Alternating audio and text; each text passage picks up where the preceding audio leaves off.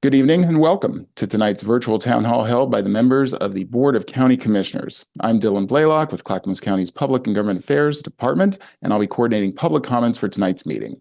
Tonight's topic is Short-Term Rental Regulations Pilot Program. In late 2023, the Board of County Commissioners approved and established the Short-Term Rental, or STR, pilot program. Prior to that time, the unincorporated areas of Clackamas County had no STR regulations.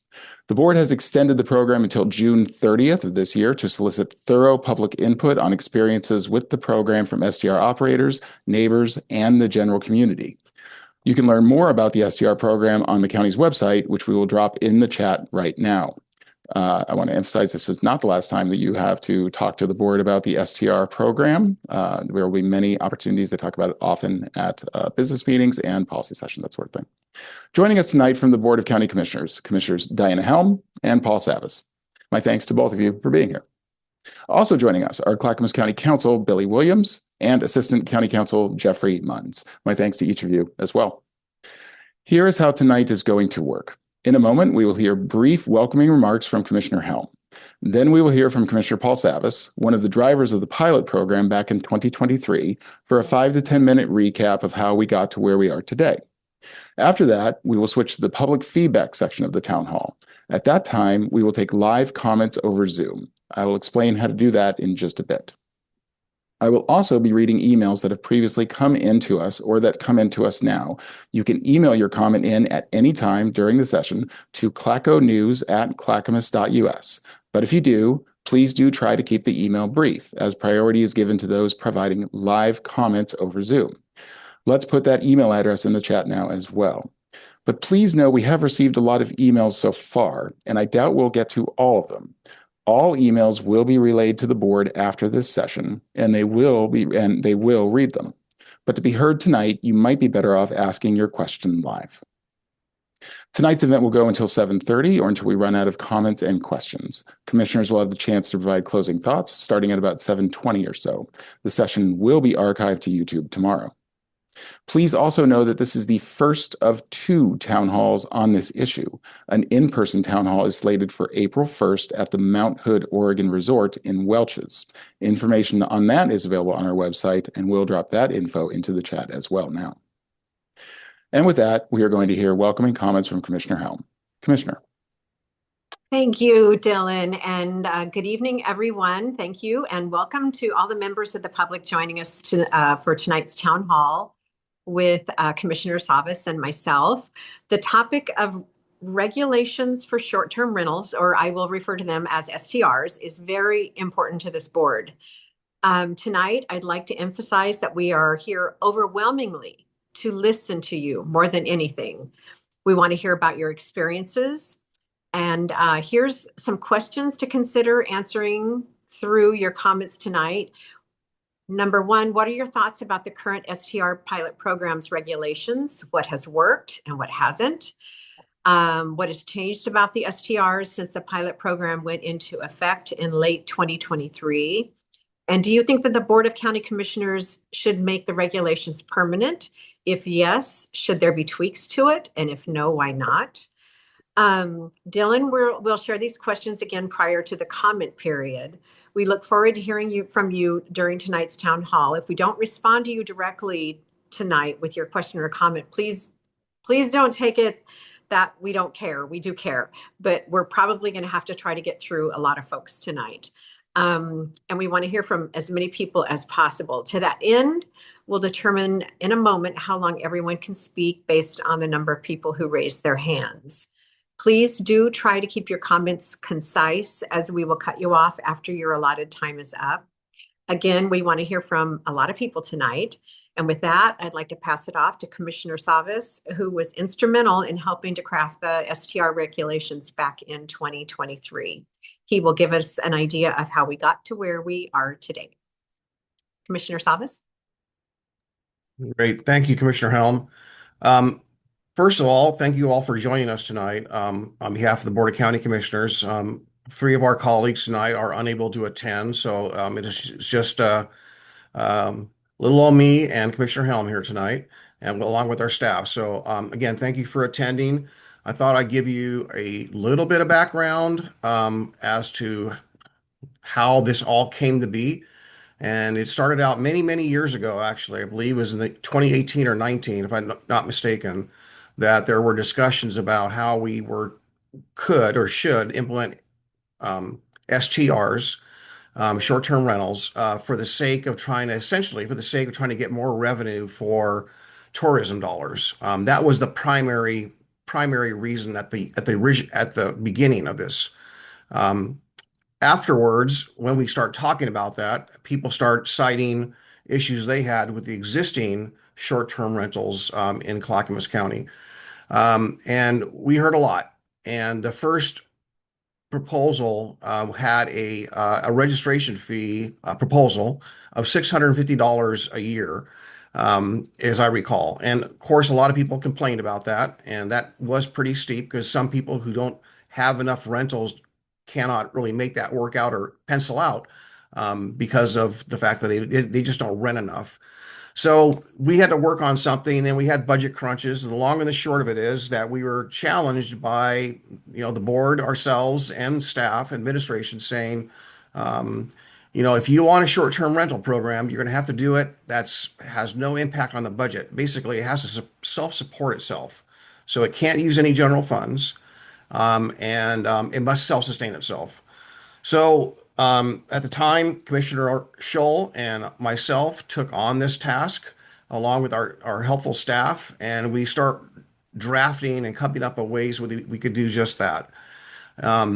The current proposal, not well, the current pilot program has no registration fee whatsoever, so it's free to register. And the idea was there then, again, to make sure that people were willing to register, that they didn't see the barrier of the registration fee a detriment or a deterrent to paying their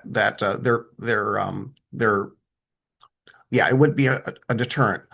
But they would have to register and they would have to pay their state transit lodging taxes. The state of Oregon gets some of that. Clackamas County gets some of that, and that is dispersed around the county. And then we have a tourism board that has quite a bit of independence that determines how and where those dollars go. But it has nothing to do with STRs, first of all.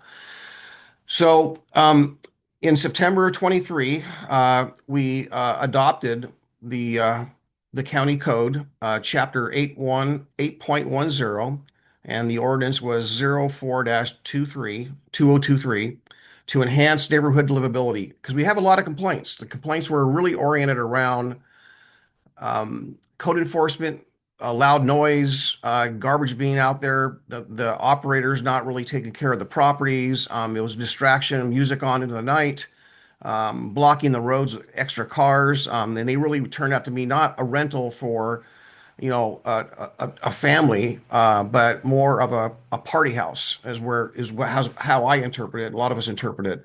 So we had a lot of lively discussions, and code enforcement does cost money. So today, just so I can make this really clear, code enforcement is available to you wherever you live in Clackamas County, just like it is to me or anyone else who lives in Clackamas County. The STR ordinance has no effect whatsoever on code enforcement. So whether you are a neighbor or whether you are an operator, you can use code enforcement to your advantage and report something. If it meets the qualifications to be acted on, it will be acted on. So this had no impact. But what it did have as a lever to the operators was that they would pay 0.85% transient lodging tax surcharge. And that surcharge only applies to a rental, right? Not if it's vacant, but every time it's rented, they'll take 0.85, which when we did the math, it averaged to be almost $1 or a little over $1, depending on what the rental was. We had a defined maximum occupancy of 2 people per bedroom, plus 4 additional people, capped at a total of 15. The parking requirement was that there had to be at least one off-street spot per 2 sleeping areas. The weekly garbage had to be picked up with covered outdoor containers. And the quiet hours that were enforced were from 10 p.m. to 7 a.m. So those are the quiet hours. The safety compliance, they had to have smoke and CO detectors, escape routes, and fire extinguishers. There had to be a emergency contact number, a 24/7 host, or manager availability to respond to complaints within 2 hours with the contact info posted on site. So that was the start. We knew this was a pilot program. We knew it would not solve all the answers. We were really, frankly, from my perspective, just seeing we could make this thing pencil out and actually turn this on and not cost the general fund any money. So I think we've proven that and established that. So we're at a point, I've listened to my colleagues, we listened to people like yourselves and letters, whether they recently or over the last couple of years about this. And I wouldn't be surprised if there were some tweaks that we could talk about. But the good news tonight is we are not we're not running forward with the plan. We haven't made any determinations. We're going to do that probably more in May, June, when we have a deeper conversation, and we'll probably do that in person at the county offices. So we'll have a lot of time to consider all the options. You'll have a lot of time to submit information. No decisions have been made. And we extended the pilot period. By the way, the pilot period expired earlier this year. We extended it to June to make sure that no matter where you lived in Clackamas County, no inclement weather would impair anyone from coming to the county offices. So we'll hold that in June. And tonight, primarily, we want to hear from you. That is the main purpose. We want to hear from you, and everything you say, we'll try to record it. And if you have a lot to say and there's not enough time, please submit your comments in writing via email, and that is posted in the chat. So with that, Dylan, I will let you take it away. Okay, excellent. Thank you, Commissioner Savas, and thank you, Commissioner Helm, as well. And with that, we will move into questions and comments. Here is what the board wishes to hear about again tonight, just to reiterate, as Commissioner Helm said, and as Commissioner Savas just relayed. What are your thoughts about the current pilot program's regulations? What has worked and what hasn't? What has changed about STR since the pilot program went into effect in late 2023? And do you think that the Board of County Commissioners should make the regulations permanent? If yes to permanency, should there be tweaks? If no to permanency, why? We will go ahead and drop those in the chat. There we go. Very good. Thank you. If you have a comment to make, please use the raise hand function on Zoom. That could be at the top or bottom of your Zoom screen, depending on your device. If you're on the phone, and I don't think we have anybody on the phone, so excellent. All right. Let me see. So go ahead and raise your hand now if you want to make comments to the commissioners so we can get a good head count here, please. Okay. Commissioners, based on the number of hands that I see raised, I would suggest that we limit this to 1.5 minutes to start. Is that okay by each of you? Oh, I can't hear you, Commissioner Savas. Yes. All right, very good. So we will have 90 seconds to make comments based on the number of hands that have gone up. And again, I will relay some of these emails again. So 90 seconds is what everyone will have. Okay, please know I will go ahead and cut people off at 90 seconds, but I will provide a 10-second warning to do so. Again, this is just to make sure we get through as many people as we could. And again, I will be reading emails that come in to us. You can email your comments at any time to clackonews@clackamas.us. But please try to keep them brief. And please know we have already received a lot of emails so far. I doubt we will get to them all. All emails will be relayed to the board after this session, and they will be read. But to be heard tonight, you may be better off asking your question live. All right, and let's go ahead. First up, Sue, I'm just going by the handles, excuse me. Sue Ellen White, the handle. If you could go ahead and unmute yourself. Very good. You're on with commissioners for 90 seconds. Go right ahead. Okay, hi, my name's Sue Ellen White. Thanks for listening. I'm the owner of a home on the flanks of Mount Hood that my grandparents built back in 1931. And so our family can use our historic home. We rent it out part-time to guests, to short-term guests, and also as badly needed seasonal housing for local employees, staffers. I'm not aware of any benefits that accrued to the community through this program, and I haven't seen any reports, either incremental or cumulative, from the commission about what the benefits have been. This was pushed through, as I watched it, through the rousing of community fears and a group of homeowners who, presumably because of lack of interest, gave up the power to regulate their own HOAs. Then they realized the consequences of that and want the county to do their work for them. The program is poorly managed. It doesn't create any local jobs because I believe it was farmed out to a distant corporation. The payment of the taxes, from my perspective, is fraught with cumbersome red tape. Other counties have an agreement with VRBO or Airbnb that they collect the taxes and pass them onward. For a mom and pop company like ours, it's just a nightmare, a bureaucratic nightmare. And there's credible research that short-term rentals have influenced but rarely outpace supply constraints, financing, zoning, or investor demand. 10 And in seconds, Sue. Oregon, huh? 10 seconds. Okay. So our house is older than Timberline Lodge. Would I rent it out as a full-time renter? Heck no. And we're a mom and pop, and you've made it really untenable for us. Thank you. All right. Thank you for your comment, Sue. Next up is going to be Elizabeth Heinz. Sorry if I'm saying that wrong. Elizabeth, if you could go ahead and unmute yourself. You're Elizabeth Heinz. I see you're still muted. Thank you. There. Go ahead. You have 90 Commissioners, seconds. Yep. Thanks for this opportunity. My name is Elizabeth Heinz. I've been an Airbnb host for 10 years, currently on the outskirts of Oregon City, and I operate an owner-occupied short-term rental. I support the current regulations. My concern is equitable enforcement, as I see a lot of rentals still not registered, and I suspect there's not been much, if any, enforcement of it or consequences. Almost all the concerns I hear revolve around non-owner occupied listings. And when I hear someone say something like enough rentals to justify a $600 registration fee, that suggests to me that we're not talking about owner occupied. Owner occupied hosts live on site and are directly accountable to our neighbors. My rental meets an important community need, and I most frequently host things like traveling doctors, nurses, construction workers, and visitors attending events like the Flock and Fiber Festival, Tree School, and the Disc Golf Tournament. So please focus on fair and consistent enforcement so responsible hosts are not placed at a disadvantage. Thank you. That's all. All right. Thank you very much, Elizabeth. Excellent. Okay, we'll take our first email. This is from Melissa. I think most hosts and residents would approve of my suggestion for convenience and fairness. I strongly encourage Clackamas County to contact Airbnb and VRBO to ensure lodging taxes are taken out directly from the booking site and then sent to the county from the STR companies. This would alleviate the need for hosts to file and send this every month. I believe some hosts are not paying the lodging taxes due each month, either out of ignorance, forgetfulness, or on purpose, and that is costing thousands of dollars that could easily be given to the county. I am not sure how other counties do it, but my other short-term rentals in other areas take the lodging taxes out automatically, so it is definitely possible. Thank you. And thanks to Melissa for that comment. All right.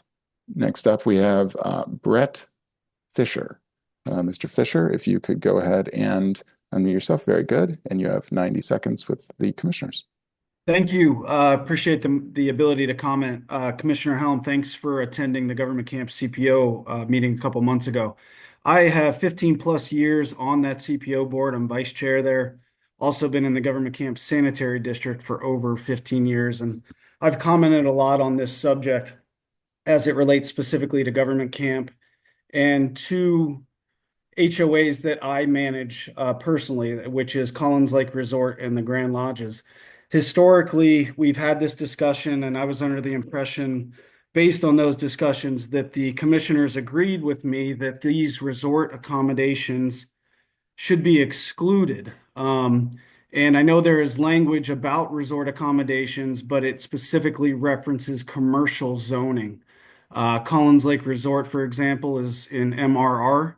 Going back a little bit, I was vice president of the company that developed the resort. It was entitled, built, designed specifically for STR owners. The entire resort is managed on site. The HOA does everything that the STR regulations are looking to do.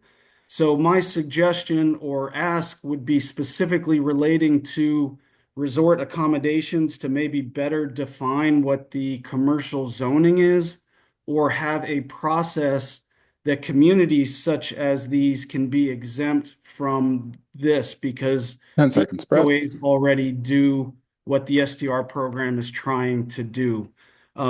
Commissioner Helm, I know you mentioned in government camp, and there was somebody that wrote in. I am not speaking for all of government camp. Oh. I'm speaking specifically for those resort developments. Thank you. Thank you, Brett. Very good. All right. Thanks for that, Brett. Next up is going to be Carol Cookson. Carol, if you can unmute yourself and you'll be on with commissioners. Yeah. Very good. Go right ahead. So I'm in Milwaukee, and I have my home has an apartment attached to our home. That's part of our home. It's a ADU, and we've been using it as a short-term rental for about a year now. And I think there's a lot of us like that. Back in 2018, we set up a RV in our backyard, and we used it for short-term rentals. And then Clackamas County said, "Oh, can't do that," because when you started talking about short-term rentals in the county, that it had to be something that, a brick and mortar home building. And so we sold it. And after we sold it, Clackamas County changed their mind. So now we revamped our ADU to do that. I fill out those tax payments every month and send them into Clackamas County. And I dearly too would love to be able to have that be an automated process through the platforms. Would save me a lot of time. And I appreciate the rules that you do have in place. And I think they are manageable, and I support owner-occupied rentals, or the party houses. I wouldn't want to live next door to a party house, that's for sure. So that's all. Thanks. All right. Thank you very much for that, Carol.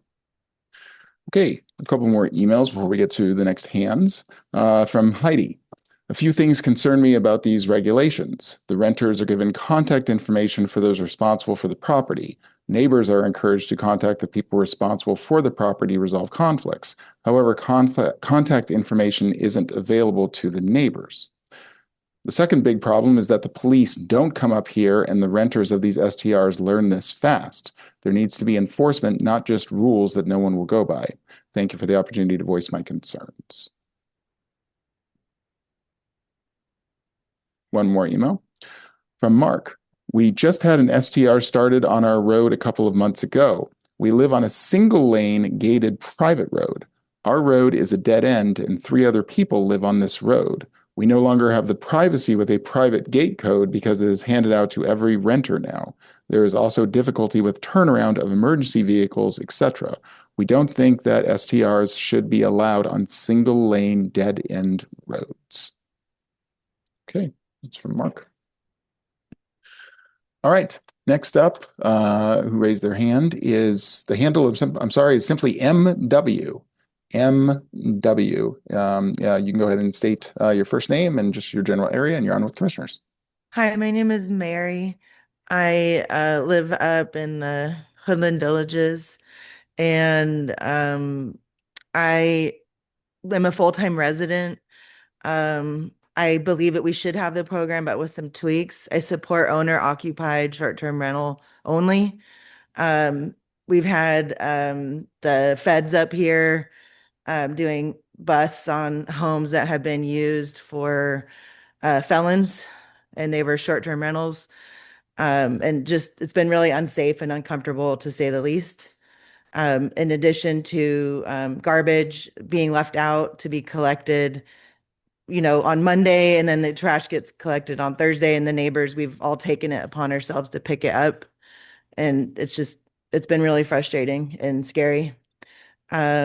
These are businesses. I think that we're kidding ourselves if we're saying that these are people just trying to make money. I don't feel like we should have to live at the detriment so someone can afford to have a vacation home and have a business in a neighborhood. So would like for you to consider doing owner occupied only.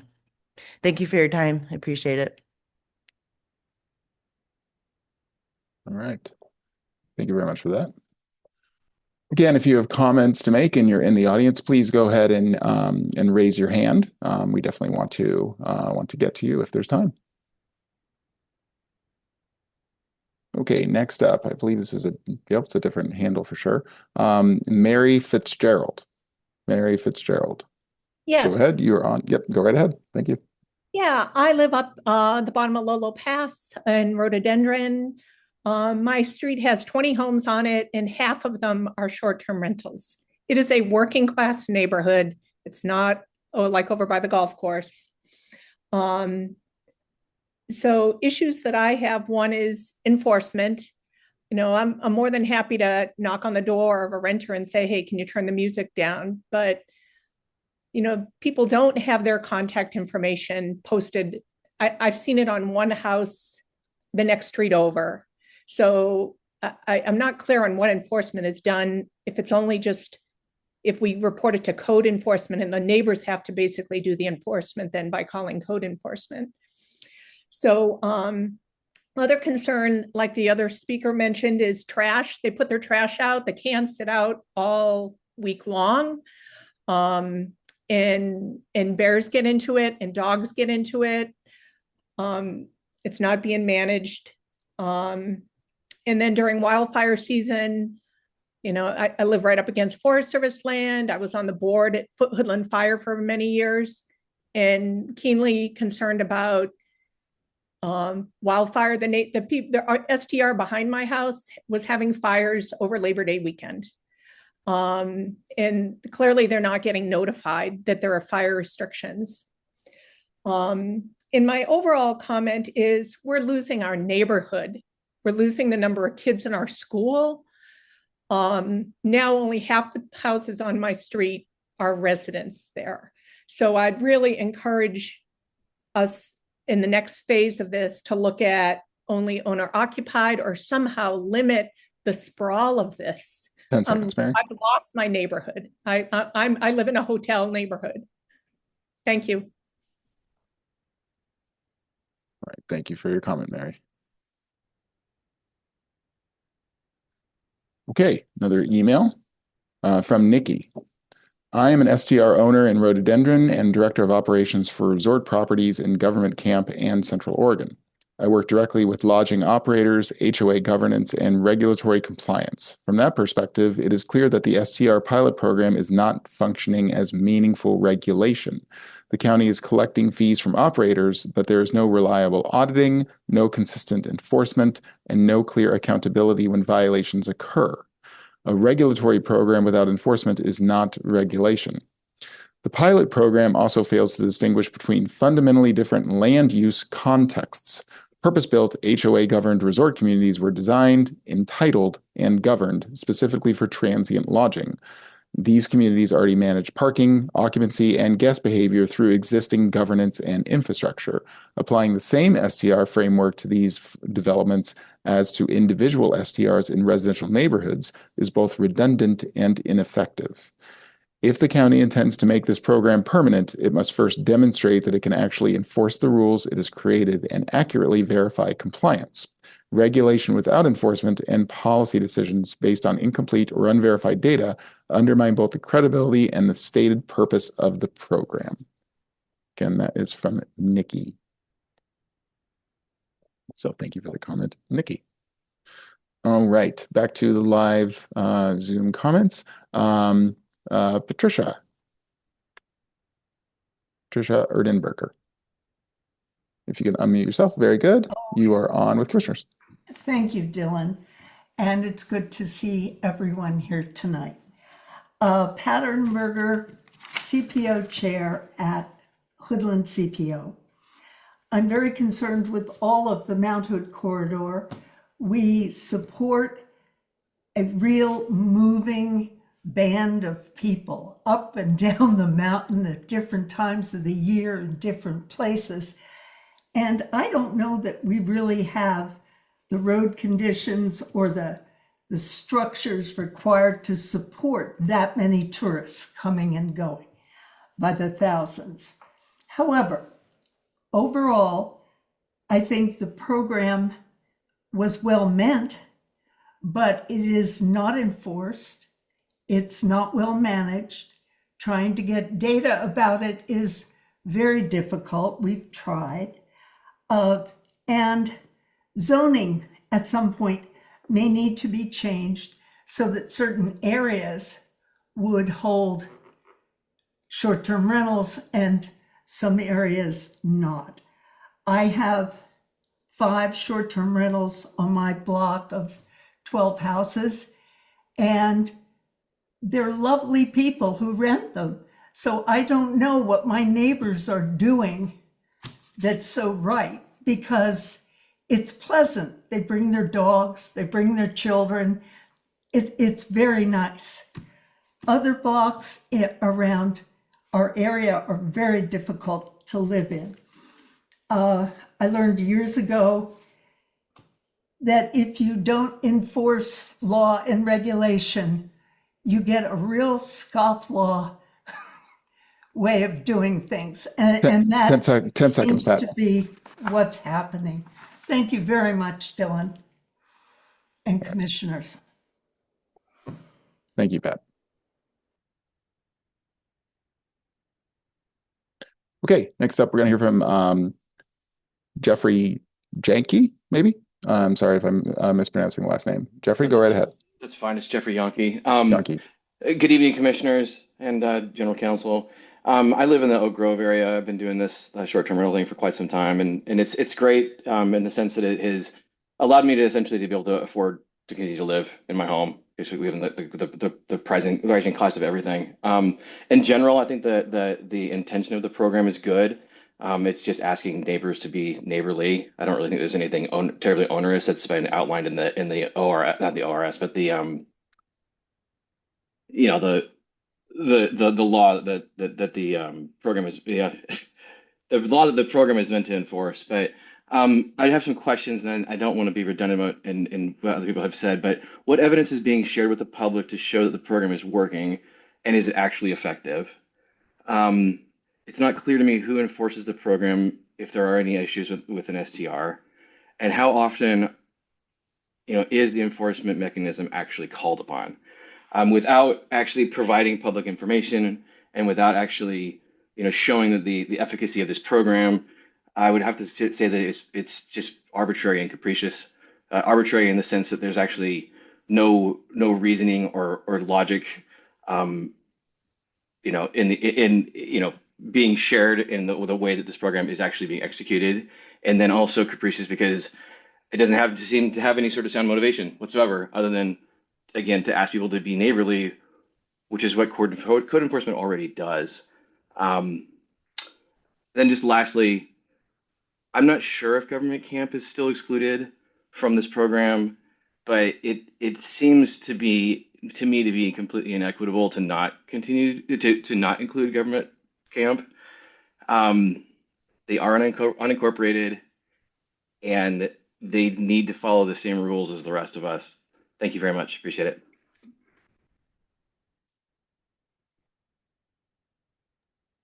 Okay, thank you very much for that, Jeffrey.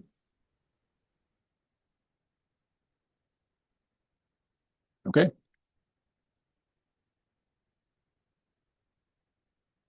A couple emails before you take some more live calls. Everybody can raise their hand again if you are interested in giving your question live, because or your comment live. I think we will have the time. From Christian.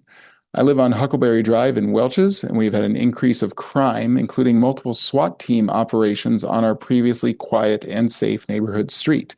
These incidents have occurred at STRs. There are frequently visitors with multiple vehicles traveling down our road, which is mostly gravel, and they do not adhere to our 10-mile-per-hour speed limit posting, so they kick up dust and create larger potholes for us to maintain. Plus, it is unsafe for our neighborhood children and pets. It is not uncommon to see 6 vehicles parked at a rental home. The regulations are meaningless unless there is enforcement, and without our own local policing, they get away with having open fires during burn bans, attracting animals from irresponsible trash left out, and loud, obnoxious behavior we residents are subjected to every, quote, party weekend. There needs to be something done about the amount of STRs to permanent resident ratio, as they are taking over our neighborhoods and lowering our quality of living with them, inundating our community. Again, that was from Christian. Very good. One more before we go back to the live. From Dustin. Please stop meddling in things this puny. If tents and trash are allowed all over our county, why do we have rules for tents and trash in the STR regulations? The county does not need to get involved. We have plenty of rules governing housing, parked cars, cleanliness, etc. already on the books. If an STR is not in compliance with those, we have means to resolve them. Let's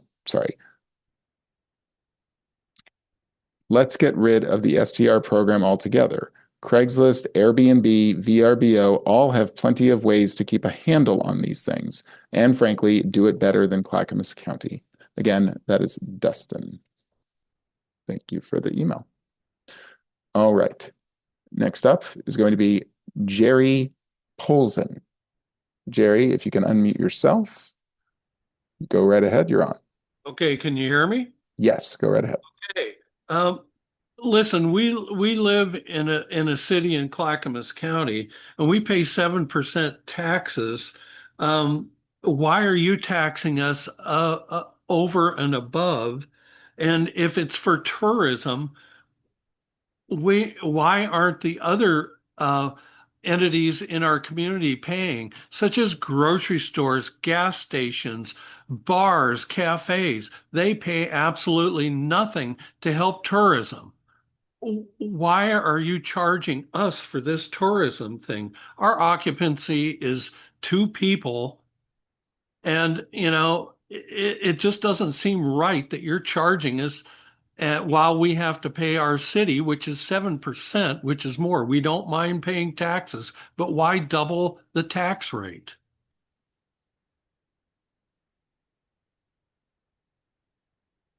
Was that it, Jerry? All right.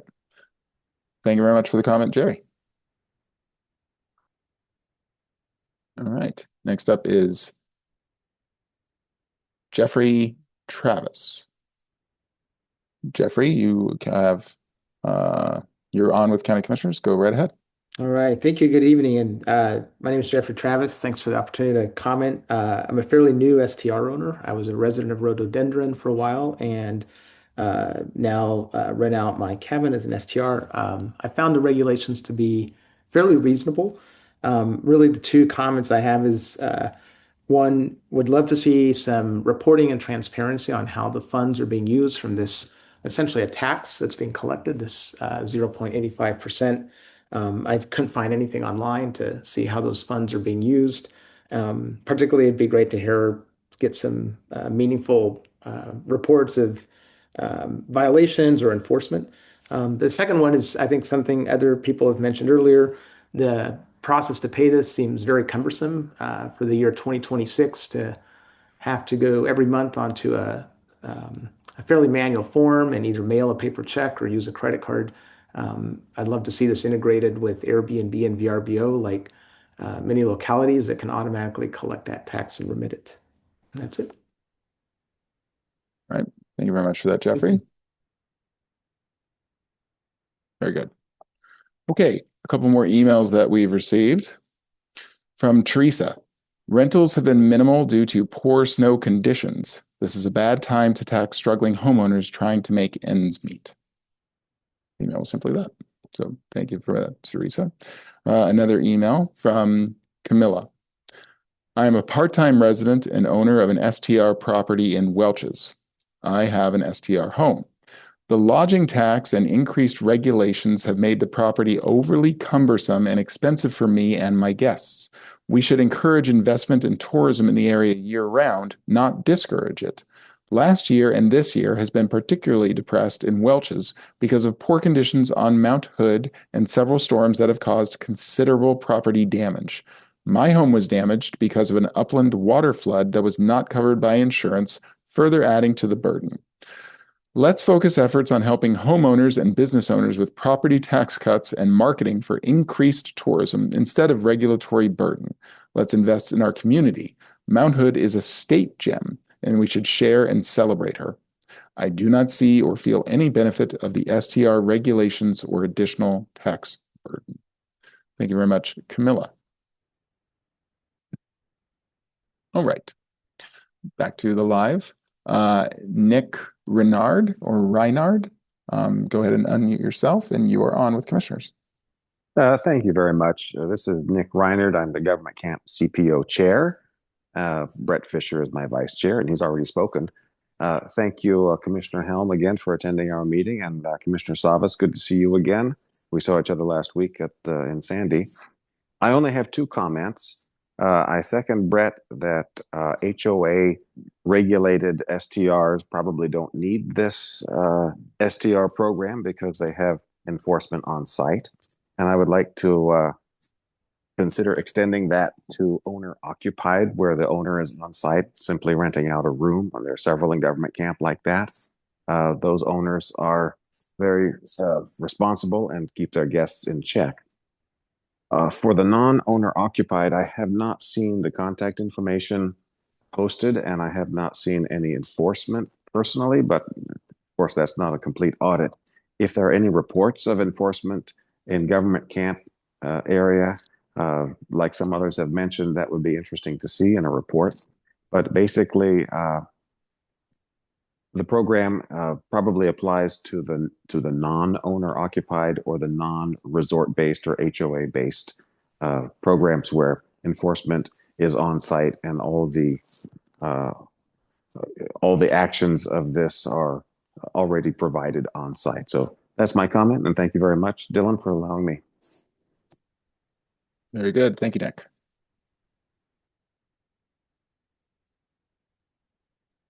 Okay. Next up is going to be Carol Cookson. Carol, go right ahead. You can unmute yourself.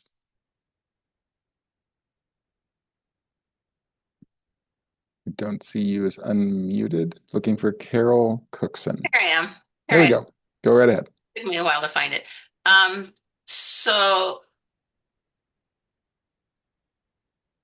I'm a member of a lot of different Facebook groups of STR hosts and such, and the ones that seem to be the problems are the ones who just bought a property and turned it into an STR, and they don't live in the area, and they turn it over to a local clean service to manage it for them, something like that. I can see how those could super get out of hand. I would not, I'm not in favor of those. I think even if it's not owner occupied, like I might buy the house next door to me and decide to rent it out as an STR, but I'm still here. You know, I'm on site, and I can manage and deal with whatever happens, as opposed to, you know, living in another state. So yeah, but I don't think it has to be like in my home now, it's an ADU, it's attached to my home. I don't think that should be a requirement. I think it could be a next door property, across the street property, something that you can keep your eye on and know what's going on all the time. So I would hate to see people not allowed to have an STR because they're not living in it as well. That's it. Thank you, Carol. All right. Next up is Sharon B. Sharon, if you can go ahead and, I think you're unmuted. If you want to go ahead and, are you there? Looking for Sharon B.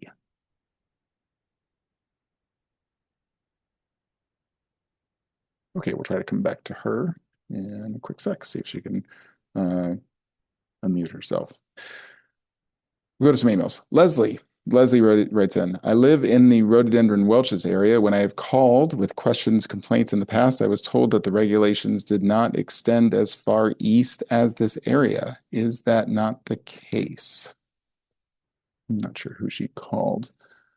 Jeff, do you want to comment on that just real quick, as far as the regulations extending where they go in rhododendron Welches? Yeah, the regulations extend throughout the entire county that's not an incorporated city. So it would extend there. Okay. All right. Thank you very much, Jeff.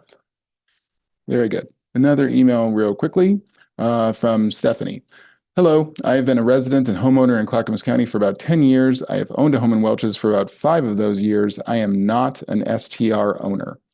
The STR registration regulation project is a waste of resources. The county already had established livability codes and laws with staffed and responsive enforcement. The push to establish extra regulations, rules, and fines to STR homeowners is simply adding more bureaucracy. The expectations of STRs in the pilot program are redundant. A person in an STR is held to the same standard as any person in the county. The added requirement of the owner posting their information and being available for complaints is not reasonable. Why is an STR owner being treated as a separate class from other business or homeowners? My experience living in the area is that there is a small and vocal group that are upset about what their neighbors are choosing to do with assets that they own and pay taxes on. More government bureaucracy is rarely the solution.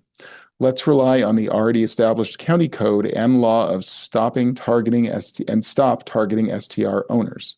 Excuse me. Visitors to the area are the backbone of employment in Welches. Most of the community relies on visitors to bring money to local business, and STR owners pay many locals to clean and maintain their homes. I would like to see the STR pilot program concluded and resources focused elsewhere. Again, that was from Stephanie. So thank you for the email, Stephanie. All right, back to the live comments. Susie, and you can go ahead and raise your hand. Anybody, if you still have comments, I believe we will have time to get to you, but please don't raise your hand if you've already gone ahead and given your comment. Susie Caffreys is who we will hear from now. Hi, thank you. Very good. I have been in rhododendron for 10 years. And one of the things I'm kind of curious about, it's just an idea. I'm not saying that I know that it's even something you guys could do, but there is definitely a subgroup of short-term rentals where I really wish that you would target them. And I wish that there's something you could do that they lose the privilege to be able to do this when it's deliberate and chronic and belligerent, and they're corporations and they're out of state and they do things that cause harm like for years. These are not people who just don't know what they're doing, and they have to learn it, and there's a learning curve, and we have to be patient with them, and they need support. They're very clear that they don't care. It's a corporation, they're out of state. We had a short-term rental that posted on a Facebook where the private entrance to the beach from their short-term rental Airbnb was, and we ended up with a rave up here from Portland. All the streets were covered. They were down there with a full rave on the private little beach area that we have for our community, because someone from out of state posted on Facebook directions, and the people that like to do fun little raves came up here like they were going to Mount Hood National Forest, but they were coming into a neighborhood. And it was mayhem. There was no one to call. There's no way to get a hold of them or anybody else. So why is someone like that allowed to even have a short-term rental? I mean, if you have enough things come up, it's not like we can send them to jail. If this was an actual person, they'd take them to court and they'd have to do jail time and they'd have to pay fines. I mean, I think that the short-term rental owners need to have some accountability. And I'm a short-term rental owner. I'm owner occupied. I live and I have an Airbnb that's registered at my house, and I don't allow pets because I've seen a lot of the dogs that come up here are off leash and they run into the neighborhoods and scare and cause problems. And I don't allow pets. Those 2 people are allowed. There's no way they're doing a fire when they're not supposed to have a fire. I'm right here. They're not coming up here to do parties. Also, there's the short-term rental people that have these things. I've talked to the people who rented them, and they came up here and they were very upset because they were telling me, like, I had 6 young men telling me, I'm so sorry. You should see the pictures in the descriptions of this place. It doesn't look like there's neighbors. There's nothing in the ad that says there's neighbors here. 10 seconds, Susie. They're misrepresenting their pictures in their short-term rental ads. And the people that come up here sometimes don't even know they're coming into a neighborhood. Thank you. Thank you very much, Susie. Okay, we still have time for more comments. If people want to raise their hands, we still have several hands raised. We will get to you, but if anybody else wants to make comments, please do go ahead and raise your hands. We do have lots of emails coming in. I will read some more of those. From Julia, the only comment I have is that we should not flood the area with short-term rentals all over the place. Perhaps they should apply for a permit before being allowed to do it. This might make sure that these rentals don't cause a threat or hazard to the public. That is from Julia. Another email from someone who wishes to remain anonymous. As a short-term rental owner, I support thoughtful regulation and believe it's necessary for the long-term health of our community. However, the current system does not feel like an even playing field. Without proper oversight, enforcement, and transparency, responsible owners who follow the rules and pay required taxes are effectively penalized, while others operate outside the system. Fair, consistent controls would protect neighborhoods, ensure compliance, and create equity for all operators, responsible owners, residents, and the city alike. Further, the STR payment portal is very easy to use. The transient lodging tax process would benefit from using the same portal. It becomes a cumbersome exercise every month to submit and pay taxes. Again, that was from an anonymous viewer who is watching right now. All right, next up we'll go to Gerald Murphy, aka Murph. If you could go ahead and unmute yourself. Go right ahead, you are on. Commissioners, staff, Dylan, great job. I live up in the Mount Hood corridor. I live in a neighborhood called Timberline Rim that borders the north and south sides of the Sandy River. I've been in this area for 51, 52 years, 38, 39 years in this neighborhood. I've seen quite the change since we've had short-term rentals take effect here. As of 10/21/25, I have a report from the finance office of 92 registered short-term rentals in my neighborhood, a neighborhood of about 450 homes. What complaints do I see? I see things like parking exceeds limits. I see too many cars in front of homes. And on, as we heard mentioned, single lane roads that are easy to shut off are easily shut down. Safety vehicles can't get through. No contact information in some of these homes too, which we just had an EVAC 3 in the neighborhood on December 18th. I was out at 10, 11, 12 o'clock at night, knocking on doors, trying to let people know that they had to get out because the Sandy River was overflowing. And I'm not sure where the short-term rentals are. I was alone. I was working with the Hoodland Emergency Communication Network, which worked fantastic. So I always had someone in my radio to talk to, but this is another issue. School population is down in Welch's. Why? Because we've lost rental homes. We lost employee rental homes. We lost young families trying to start to start becoming a part of this community is now shut off. I'm afraid of a domino effect in my neighborhood to where one home sells out to a short-term rental, someone doesn't want to live next to it, the next one sells out, and I've seen it happening. This is something that's pretty scary. Wildfire season is a mess around. It's scary as can be. Short-term rentals show up, you smell smoke, you don't know if it's a barbecue or what's going on. 10 seconds, Murph. Okay. But anyway, thank you very much, commissioners, staff. I really appreciate your open ears. Thank you. We'll solve this. All right. Thank you very much for that, Murph. Okay, A couple more emails. We still have some hands up. We will get to you. If anybody else puts their hand up, I think we'll probably get to them too. From operators of the Rangers Rest Cabin. Dear Commissioners, our family depends on our Mount Hood STR to help support our household. It also supports local jobs. A cleaner who is a mother of 3 young children living and working on the mountain, a local garbage service provider, a spa maintenance technician, and local woodcutters who supply firewood, as well as the local restaurants and array of local businesses. Small STRs circulate money directly into the local economy. What has changed since the STR regulations have gone into effect? Rising insurance costs, utility costs, especially PGE, property taxes, and lodging taxes have made it harder than ever to break even. Several properties that we know have been sold by local families due to the rising costs, and these have been bought up by out-of-state investors and handed over to large-scale property managers. In light of rising costs, fair regulations focused on safety are important, but keeping fees affordable is critical for small family-scale operators like us.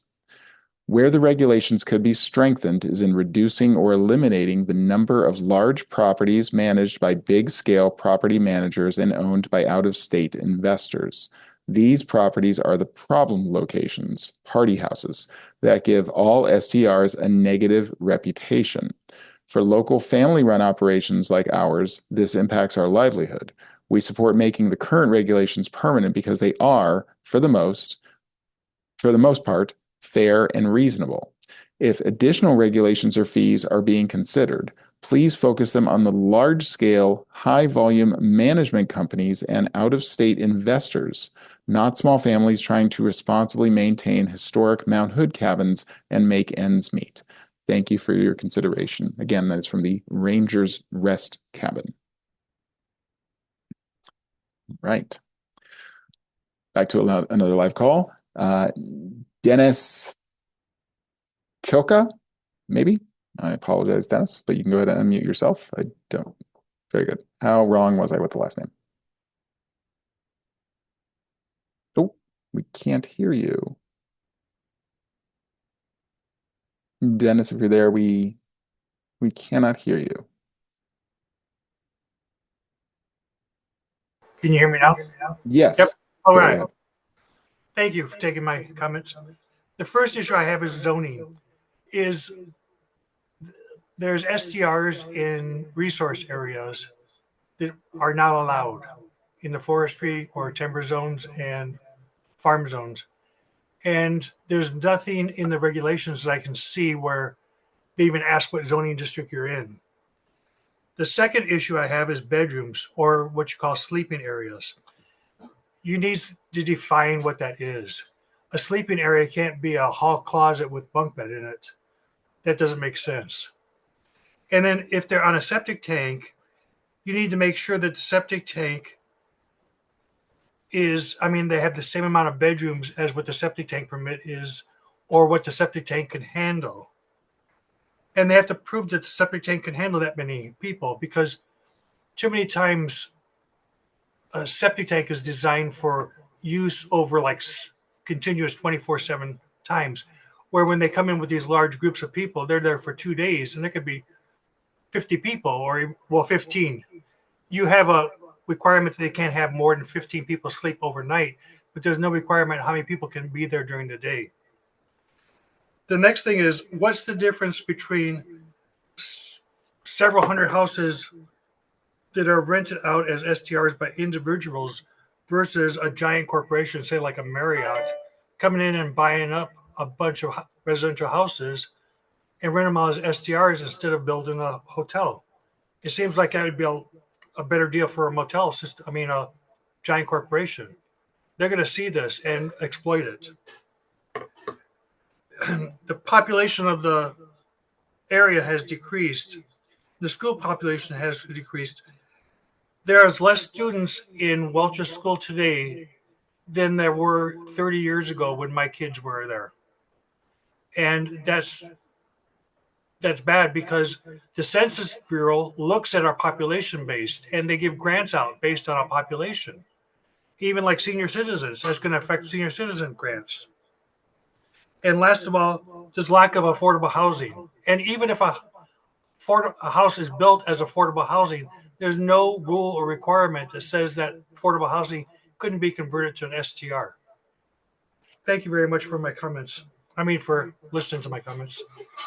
Thank you. Thank you very much, Dennis. Okay. Another email from a different cabin owner. This is from the owner-operators of the Cedarwood cabin. For your consideration, I suggest the following adjustments to better support our community. Number one, cap the guest occupancy. Lower the maximum number of guests permitted per STR to avoid large groups, which are typically the source of noise complaints. Number two, limit the rental size. Consider capping the size of rental properties, such as a maximum of 2 bedrooms and 2 bathrooms. Number three, management caps. Limit the number of STRs that can be managed by large, out-of-area corporations. These large portfolios are often managed strictly for profit and lack the hands-on care provided by local family owners. Number four, family trust transfers. Remove requirements to re-register an STR if the property is being transferred through a family trust. This change would help keep historic cabins within local families, passing down through Oregon generations, rather than seeing them sold to out-of-state corporations. These would protect neighborhood character, keep management local and hands-on, and ensure Mount Hood STRs remain in the hands of families, not corporate profit centers. Thank you for your thoughtful consideration. Again, that's from the owners of the Cedarwood cabin. Again, if you are in attendance and you would like to pose a comment live, please go right ahead. We have one hand raised. I'm going to get to you in 1 second, but we would love to hear more. We have some time left. Next up is going to be Michelle Castle. Michelle, if you want to go ahead and unmute yourself, great. You are on with commissioners. Thank you very much. I appreciate you guys giving us this opportunity to talk. I agree with what the locals are saying. I'm in Welches, Oregon, about a half mile past the golf course. And we have 3 party houses around us, and they're directly affecting me. The people above have a septic system that is set up for 4 people, yet they have 15 people there almost every weekend, which is causing my trees to be oversaturated on my property, which is causing them to fall down and causing property damage. I've had naked drunk people in my backyard, and the property owners do not comprehend that there are property lines up here. And so we get their residents in our yard. And as of this last weekend, I had the property owners in my yard cutting down my trees.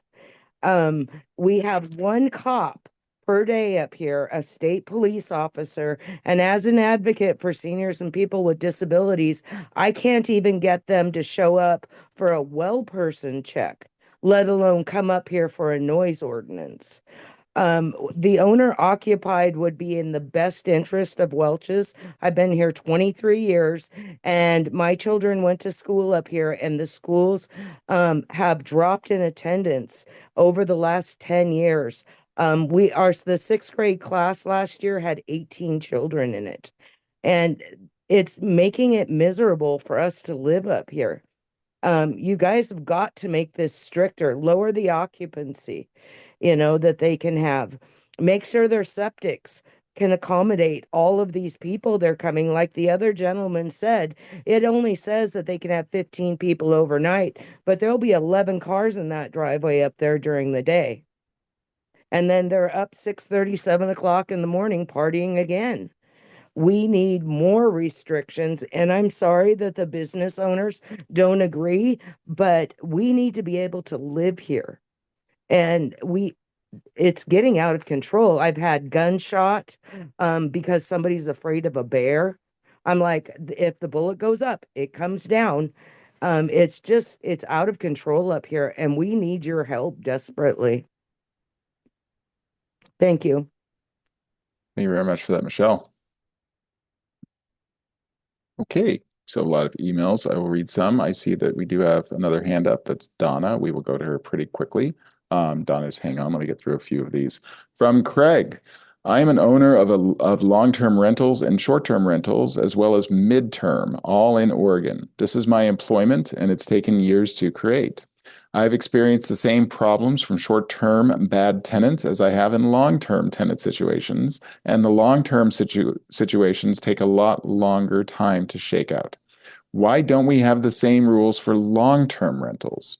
The ratings used by short-term owners and tenants resolve many of these issues. I, as the owner of all these types of rentals, communicate with my neighbors at all these locations in order to be a good neighbor, just as I do in the house that I own and live in Clackamas County. Rules should apply to all people who live in all types of housing. This includes owner neighbors who in my home area, they have the worst habits by far on the block. What can I do to get rid of that problem? Basically, why all the inequity as far as short-term rules? That is from Craig. Thank you for the email.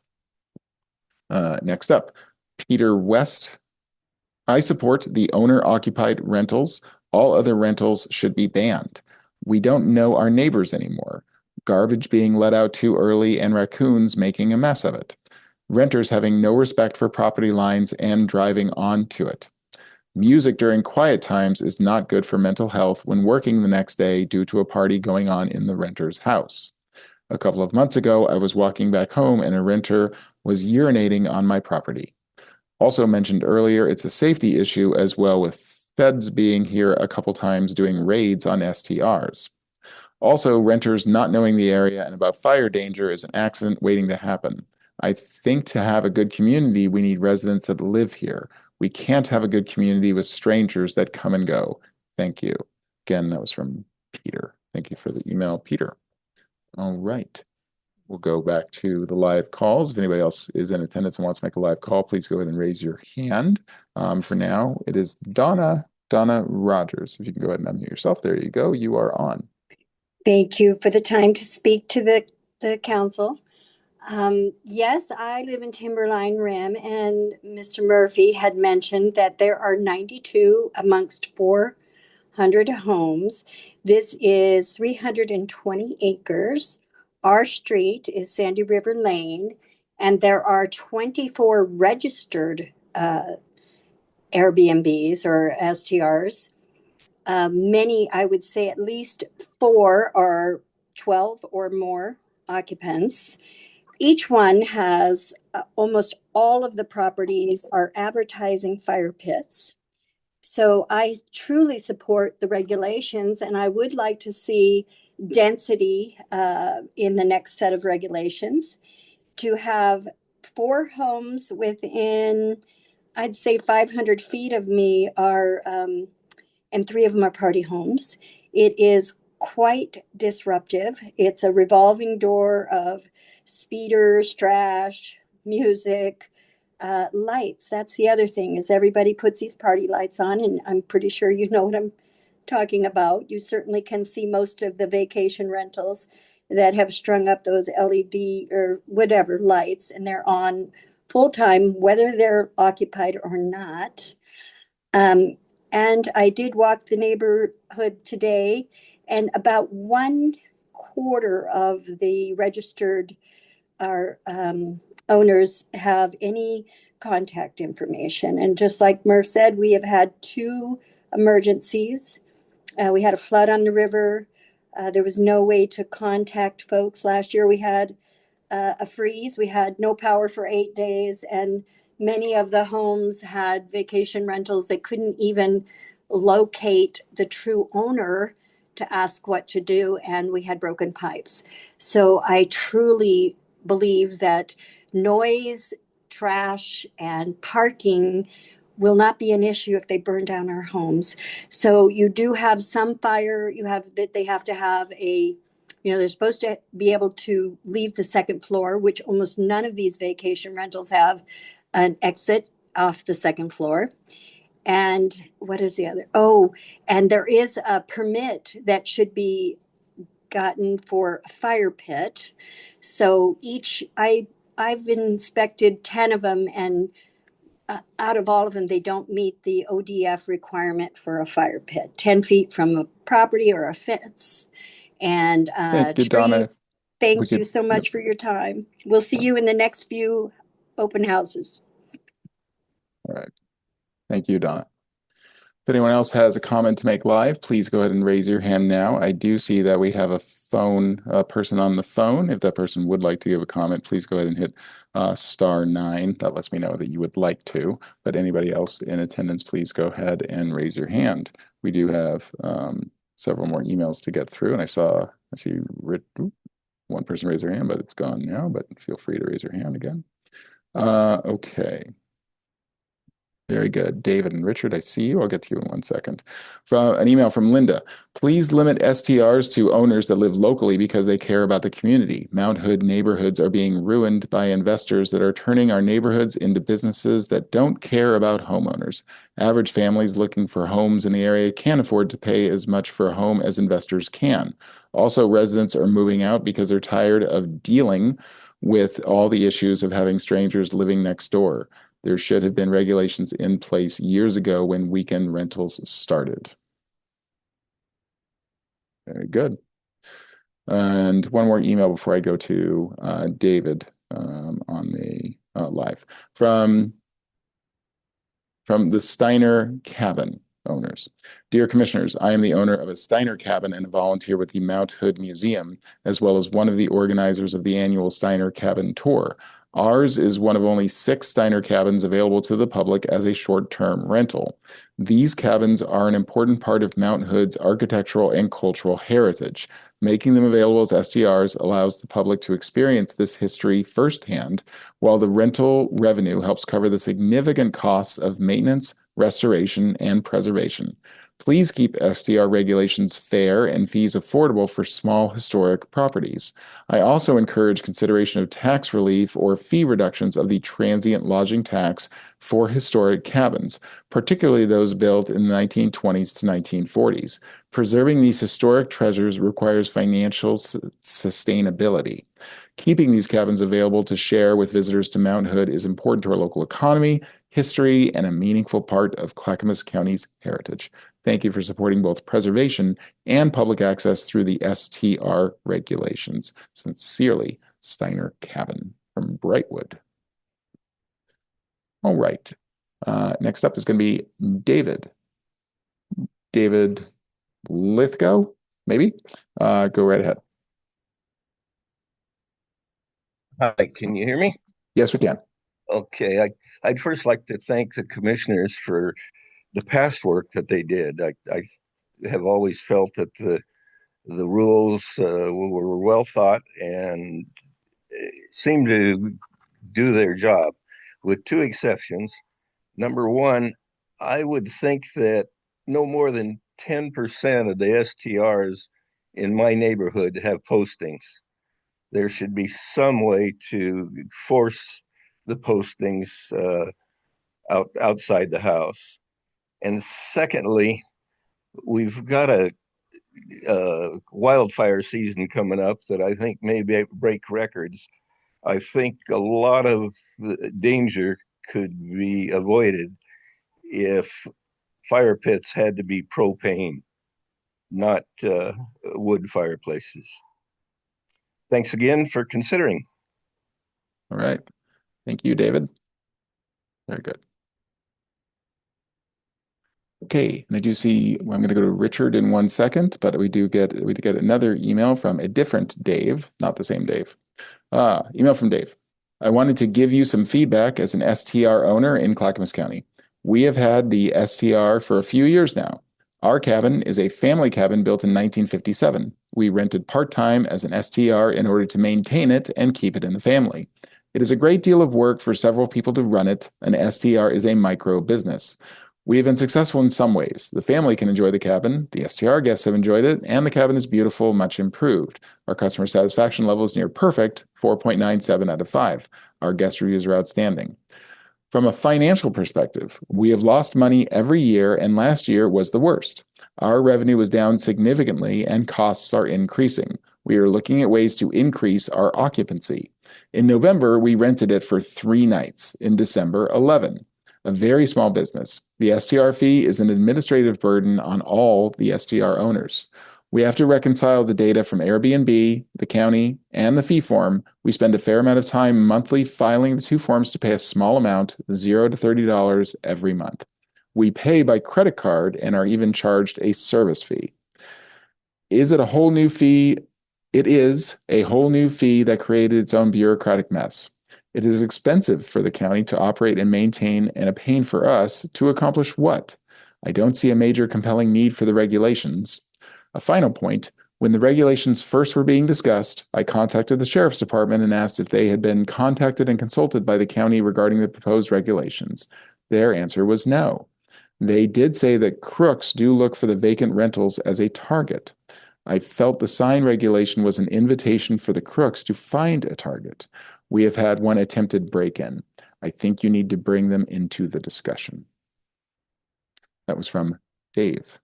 Thank you, Dave. All right. Richard Carlson.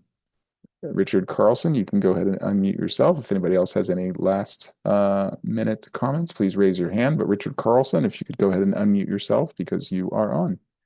Okay, well, thank you very much. I also appreciate the work that the county has done concerning STRs. I'm the chairperson of the Rippling River Association, and we have 150 homes, most of which are occupied by people that actually live here. Some are second homes. Out of that 150, we have 21 to 22 STRs.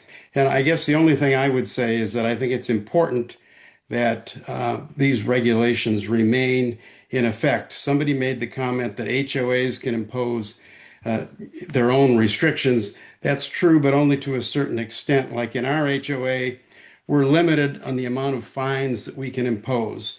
And even with that, some of our STRs earn a substantial amount of money. So just because there's an HOA, it doesn't mean that you can necessarily control all the STRs. So I guess that's what I wanted to say is I think the fact that STR owners must be registered and have contact information in front of their house and in fact are subject to county enforcement, I think that's really important, including knowing that the potential loss of the ability to rent your house could occur if you don't properly manage your property. I agree with a lot of the things that were said about the lack of affordable housing. Employee lodging is a problem. Students reduced. I think all those are issues. But again, I appreciate you doing it. Hopefully the county has some data as far as enforcement is concerned.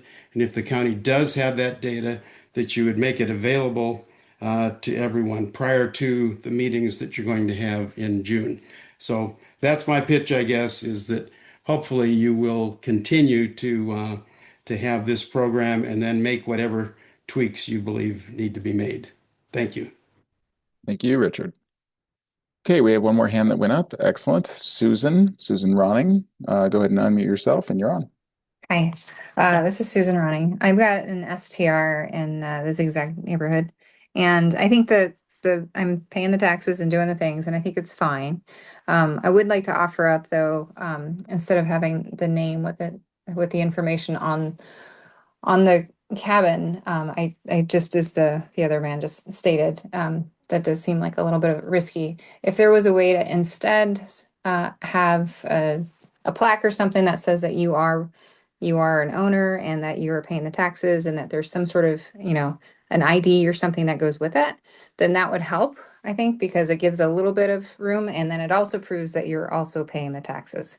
So if there's some way that you can come up with something like that where it's not, you have to do a little bit of research to figure out who owns it, I think that would be helpful.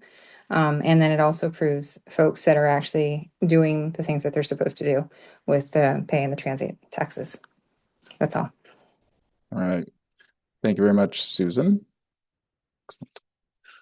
Okay, I think I have one last email to read, and then I'm going to go ahead and go to the commissioners for their comments as we have just 10 minutes left until 7:30. So last email from Jody. We are a small local property management company in the villages of Mount Hood. We follow all the rules and regulations and drive by frequently to check for guest compliance.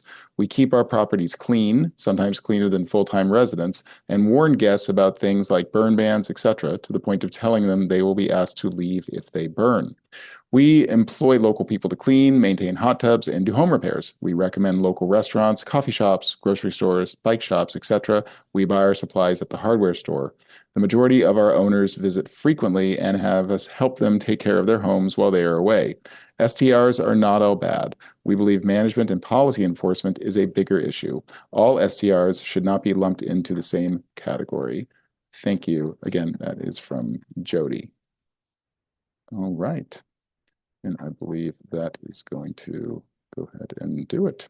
So before we go to commissioners for closing comments, I'd like to thank our guests tonight. Again, Commissioner Paul Savas and Commissioner Diane Helm, and of course, Council Billy Williams and Assistant Council Jeff Munns. And thank you to all the members of the public who attended. A big thank you to all of the people who provided their experiences. Again, this is only the first of 2 town halls on this issue. An in-person town hall is slated for April 1st at the Mount Hood Oregon Resort in Welches.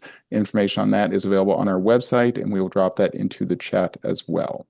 And please also do know that we keep our STR webpage updated. If you are interested in keeping up with any STR developments, we'll drop that page in the chat again. And if you haven't, please make sure to sign up to receive any email alerts on that page about the STR programs. And that's going to be it from me. Now is the time for commissioner comments. First, Commissioner Helm, why don't you go ahead and take it away? Thank you, Dylan. And wow, thank you everyone for your very thoughtful comments tonight. I will say that obviously there's some words that were used over and over again. Enforcement, cumbersome, many others, and I'm not certain of this, but I think that we're going to compile these notes, and I'm not sure if they're going to be available prior to the next meeting, Dylan, but this is going to be interesting to go through and see the repeat comments that were made. Some of these things are going to rise to the top of the things to address, I think, first, and we'll work our way down from there. But I really appreciate everyone's comments and your willingness to engage. It's a program that I have my own personal opinion on it, but I'll probably keep that quiet right now. But I see how STRs can ruin the fabric of a community, and I hear you loud and clear about the low rates of children entering the schools and stuff, and it is really concerning. There's a lot of things to be concerned about, but it is a business, running an Airbnb. It is a business, and there's rules, regulations, taxes, fees, all those things that go along with it. But we have a few things to tackle. I don't think that any of them are so large we can't, but just once again, thank you everyone for your comments, and I look forward to seeing you at the next meeting at the Resort at the Mountain. Thank you. Very good. Thank you, Commissioner Helm. And just to answer your question, yes, we do get a transcript of this from Zoom, so I'm happy to pass that along to the full commissioners tomorrow morning. So, Commissioner Savas, floor is yours. Yeah, I too am very pleased with all the comments. It's rich with diversity as far as the comments are concerned, different opinions, and I appreciate that. I know Commissioner Helm and I both restrain from responding to, some of those things. I think tell me that maybe some people don't live in unincorporated Clackamas County, and maybe they live in a city which has a higher tax or a fee for an STR. I don't know that, but it might be helpful for if you have a question whether or not you're in unincorporated Clackamas County, maybe email us your address, and we'll try to figure out if you are in a city or not, because they might have. I know that some cities do have some higher fees for STRs. The STRs that exist in, not the STRs, but the TLT tax. I kind of mentioned this earlier. The TLT tax is really a state law, a state regulation, if you will, tax for the benefit of tourism. So that's how it became established, essentially. It's very wicked and complex because I went down that path a long time ago. But the county does not collect any of the county, Clackamas County does not collect any